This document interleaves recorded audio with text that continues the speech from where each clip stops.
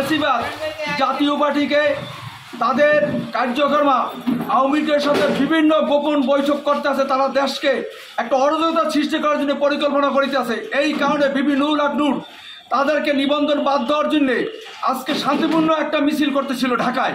সেই জায়গায় তারা অতর্কিত হামলা চালায় এবং যখন বিবি নুরুল হক নূর ভাই এই অতর্কিত হামলার জন্য সাংবাদিক সম্মেলন করে, তখন ওই মুহূর্তে আওয়ামী লীগ দোসর এবং জাতীয় পার্টি এরা কিছু সংখ্যক প্রশাসন আওয়ামী লীগের দোসর তারা তাদের সাথে নিয়ে আমার নূর ভাইকে রক্তাক্ত করছে এবং আহত করেছে গুরুত্বপূর্ণ।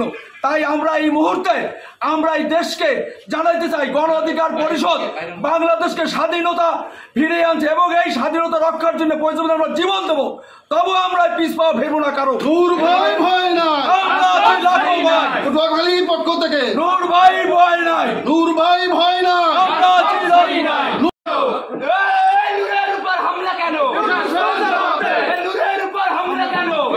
নূরের উপর হামলা কেন?